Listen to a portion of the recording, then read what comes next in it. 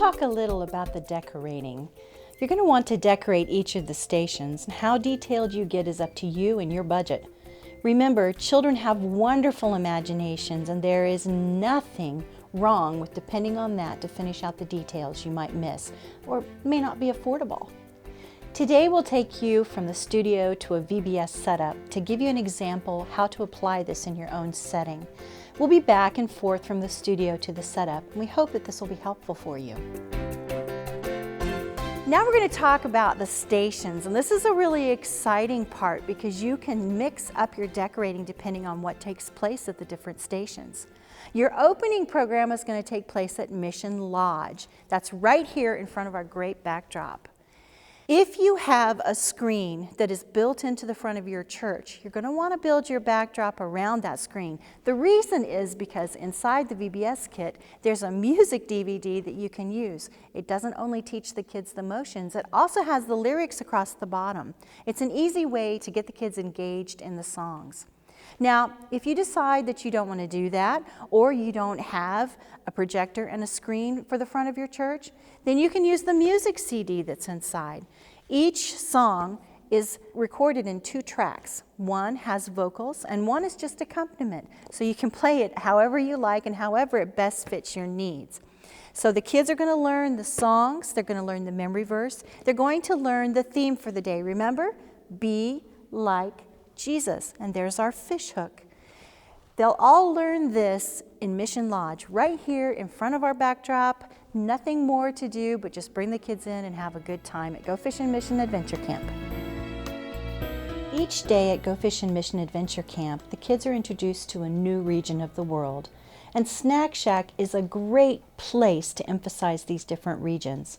If you're really industrious, you can redecorate every day using the country that is focused. But if you're not that industrious and you want a little break, then why not have an international flair and decorate using things from many, many different countries. You can take Snack Shack and combine it with games if you like, in which case the kids would just run through and pick up a snack. We've already talked a little bit about the different options you have there. But if you want to decorate your room and have the kids actually sit down and partake of the longer snacks, then I have some suggestions. Maybe buy some grass skirts from a local party store and put them around the edges of the table. Kind of gives it that shack feel. And you can also get artifacts and things that people have that are members of your church.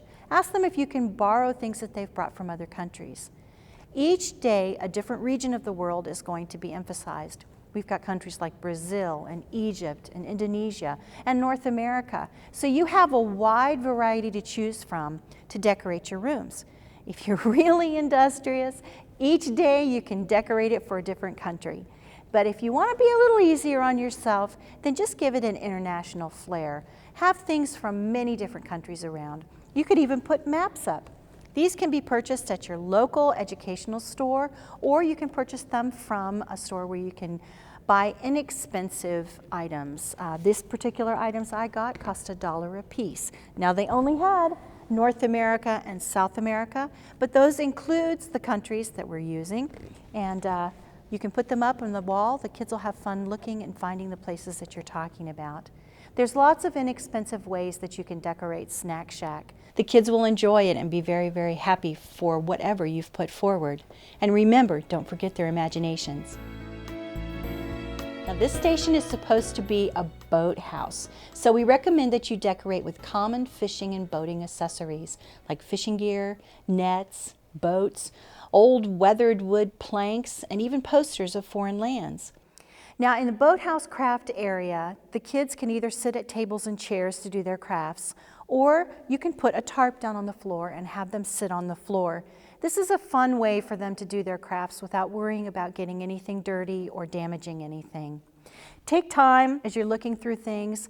Pick items that give it an old weathered look. Do what best fits your situation. Again, remember, you run the program doesn't run you. Go Fishin' Games doesn't really need decorating apart from any props needed to play the games. If weather and space allows, play the games outside. This will give the campers more freedom to run and play. Each day there is a faster game and a more sedentary game. You're probably going to have time for both, but you want to be sure that you have the appropriate props and the space for the kids to run. So you need a gymnasium, or again, take them outside. It's good for them to get the fresh air. So don't worry about decorating. Sit back and enjoy this part of it, and let somebody else do the work. This is a fire bowl at summer camp. So you want to darken the windows in the room with black plastic and keep the overhead lights off. Be sure to have flashlights or low lights on in the room. And don't forget, give each camp counselor a flashlight to carry in their bag. Create a campfire by taking large rocks and putting them in a circle at the front of your room. And build your fire by using actual logs. This gives it a more realistic look, in a formation as if building a fire. Put a fan underneath them after you've built them in a teepee. You know how to build a fire, right? So build your fire with a teepee, standing wood, put the fan underneath, take some orange and yellow tissue paper, and when you blow the fan, the paper will flicker like it's a flame. The kids will be really excited about it. Use Christmas trees and other plants and shrubs, either real or artificial, to decorate around the back of the fire bowl area. This will give it a cozier feel and seem like an outdoor fire bowl. In your VBS kit, there's a line drawing of a tree that you can use to project up onto a large piece of foam sheeting. Now you can take that, project it on, draw it with a pencil or a pen, and then cut it out. You can make your trees as large or as small as you want, depending on how close you are to the piece of foam. Now this particular tree we've had to be a little more creative with. Since we're not on location at our home church, we've had to put together some pieces of foam core board. This actually consists of 3.5 pieces of foam core board. And Mr. Fred Rogers was kind enough to build this for us. He used the stencil outline to show what the tree is like. We have taken in the back and put them together, secured them with a yardstick and duct tape. Good old duct tape, fixes anything. Then Mr. Rogers took this outside. Fred painted it green for us, and he's going to take it outside and show you how you can accent it to make it look more like leaves on a tree or pine branches. You can see that this would be a really nice, economical way to add some trees to your backdrop, fill it out a little bit, plus it gives it a really cool 3D effect. So thank you, Fred, so much for doing that. This is an easy station to decorate. Using travel posters, you can get them from the local travel agency. Often they'll give them to you for free. Use maps, one for each country you're visiting, and these can be purchased in map stores or on the internet. In this particular station, the kids will meet our pilot Dorothy and our doctor James. Now, they will be the main part. They'll be your main decoration. But you want this to look like a pilot's office. And our pilot is a little scatterbrained, not real organized, kind of almost absent-minded professorish. So you can make the room look like that. Have boxes with artifacts tumbling out of it, maps and charts all over the place, a desk that's chock full of books. These are easy ways to take the kids away from your VBS and into the office of our pilot Dorothy.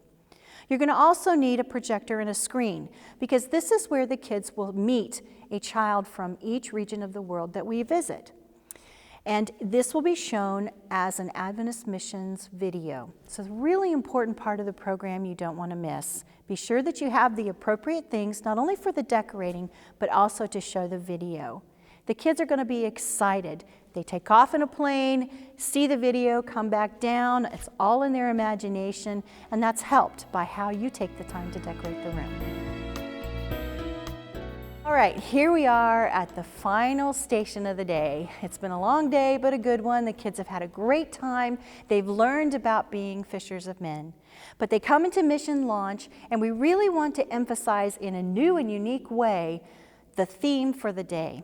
This is where the kids are going to meet 3 very important people: Grams, Ramsey, and that old crusty Captain Goober. Oh, there she is!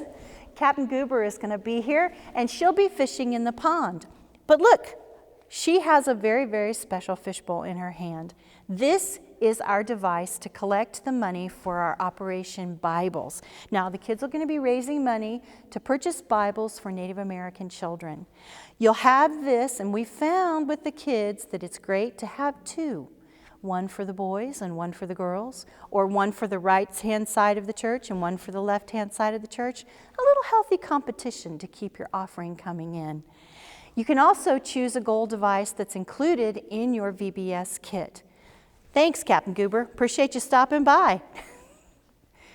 This has been a great time at Go Fishin' Mission Adventure Camp, and it's great that you've spent the time and energy into decorating. All of this feeds the kids' imaginations, gives them visual hooks so that they can remember the lessons that they're learning. Our kit describes two options for setup, depending on the availability of time, talent, and money. This first option, option 1, is to paint your own backdrop using an overhead projector and the Go Fishin' transparency provided in the kit. We're going to talk a little bit about building a backdrop. And as you can see, this behind me is a pre-purchased backdrop. We'll have information on our website about how you too can purchase one of these. But if your budget doesn't allow you to do that, we have some other ideas as well. What we've done with this particular backdrop is we have hung up hooks that we've purchased at a hardware store. Now, these hooks are special because they have an adhesive on the back that does not take off the finish of your wall or mar it. Some of you will be able to put nails in to hang up your backdrops, and that's great. But for those of you that don't, you can use these hooks and purchase them at your local hardware store. It makes it really easy to hang the backdrop. It comes with grommets that are in place to hold it. You just put those up, let them sit for an hour, and then you can hang your backdrop. We've also put blue plastic tablecloths on either side of this particular backdrop because we wanted to extend our stage just a little bit. Now, if this doesn't fit your budget, or you don't think it's going to be a good fit for your church, then you can look in your kit. We have a line drawing of this particular picture that you can project up on a screen. We suggest that you either use a canvas cloth that you can put down on the floor. You can purchase those again at any local hardware store. Or you can use 4x8 sheets of insulation sheathing. You can project it up on there, draw the lines, and then maybe even have the kids come in and help you paint it.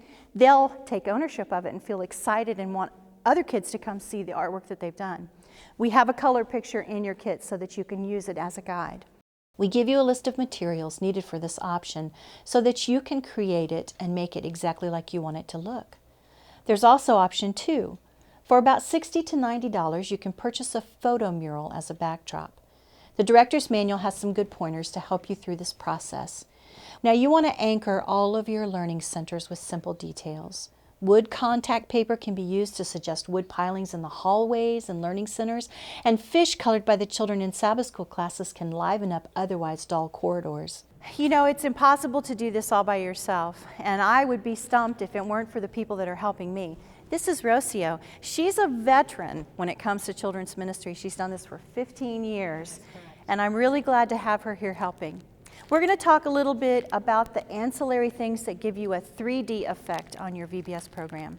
All right, this particular backdrop, as you can see, is half water, and on this side, it's a dock on land. So we want to reflect that on the ground here in front of our backdrop.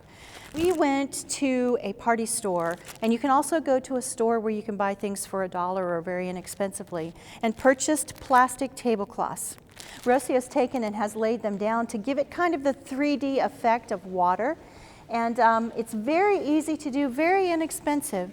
You can also use blue cloth for this if you have a cloth store that offers coupons or gives other inexpensive yardages. But I have found that this works best. And the nice thing about this is that you just throw it away when you're done. Over here, we looked to try and find something that would look like grass. Now, you do have AstroTurf that you can use and other things that you can purchase. We weren't able to borrow things from anyone at our church because this is a VBS setup not near our local church. But we did find this small piece of carpet very inexpensively at a local general merchandise store. It gives it a good look, and you can have a dock that you build off of it, or you can leave it just with the grass and have the dock go off to the side. Now we're going to talk a little bit about building the dock that's going to go with your backdrop. You're going to need some oatmeal containers, so unless you want to have a lot of oatmeal around for granola or oatmeal cookies or eating lots of oatmeal, then ask your church members to save these for you. This particular one is the smaller one of the oatmeal containers. You can actually buy larger ones too, depending on the size of the dock that you want to make. We obviously bought these, and we're going to have lots of oatmeal to take home. Rocio's taking some back home, and so is Pastor Ted, and so am I. You take the oatmeal containers and put them end to end. You want to use masking tape or duct tape to hold them together, like Rocio's doing here. This is the bottom part of your dock piling. Now, when we first did this, it called for us to cover these with wood grain adhesive paper, like this particular one right here. I went to the store and asked them for contact paper, and they had no idea what I was talking about. So if you want to get this particular paper, you need to ask for shelf and drawer lining. Then they'll know where to send you in the store, and you can buy wood grain self-adhesive paper. We thought, let's skip that, thinking that maybe we knew more about this particular thing than the person that created this. And we found out by trying to paint these that it didn't work. There's a reason that she told us to buy the wood grain paper. The paint allows the printing on the container to show through. So this is an investment that's worth the time and energy to make. I showed you that the painting did not work on this, but you may be wondering why this particular canister is cut into halves. The reason is that these are the tops of the pilings of our dock. So you're going to need 4 canisters, 4 double canisters to go on the bottom parts of your pilings, and then you'll need 4 of these on the top. That's a total of 10 canisters. Now I'm going to give this particular one that Rocio has already put together for us to Ted. We have cut this contact paper to fit this particular canister setting, but I want to explain how he has measured this. He started at the bottom and put it on the contact paper, on the adhesive paper, and has left about 3 inches at the top because this is going to be rolled over. Now remember that the planking for your dock is going to go on top, so it doesn't have to be really, really neat. Go ahead, Ted, and show us how to do this. Usually when you work with self-adhesive paper, you want to be really careful to make sure that there aren't any bubbles or creases. This particular project is a whole lot easier because the more bubbles and creases you have, the more that this is going to look like weathered wood. And remember, any dock sitting in water is weathered wood. So he's taken the backing off, and he's laying this down flush at the bottom with an overlap at the top. It doesn't matter that it's wrinkled. You can see that it gives it a really, really nice effect. Ted also measured this with the ones that are cut in half and cut a strip also with an overhang at the top. He took the top off before he put the contact paper on the other ones so that he could use it to measure a circle on this particular smaller piece. This will give the top of the piling a more finished look for above the dock.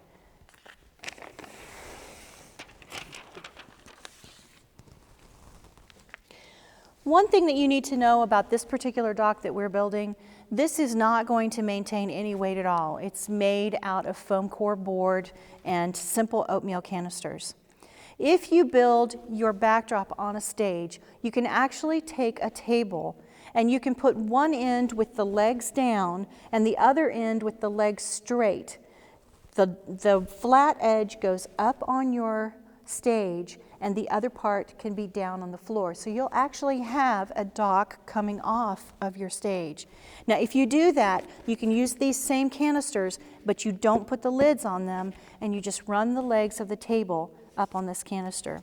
Then you can build a cover for it so it looks like a dock. That will hold a little bit of weight, but you have to be careful. Our particular dock will hold no weight, and so we would keep kids off of our stage with this particular dock.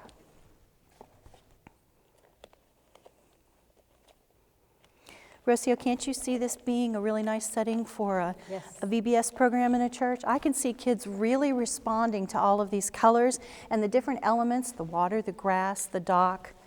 There you go. There's the pilings for our dock. Now we're going to take a minute and show you how to actually put the sheathing in so that you have a dock that is 3D to your backdrop.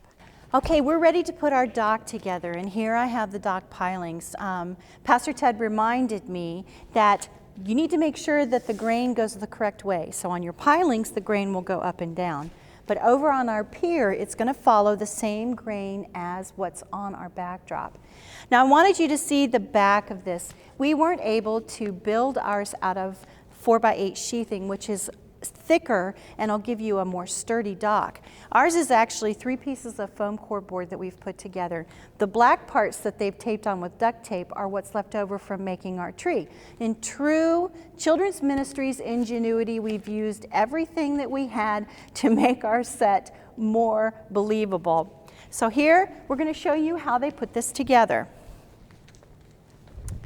And I just want to remind you, our dock is not stable for people to stand on. It is just for looks. You bring it off and you can have it as long as you want it to be or as short as you want it to be, again, to fit the needs of your church and your budget. They put the caps on the top of the pilings, which gives it a really good 3D look. Now ours has a little bow to it, but what old dock doesn't?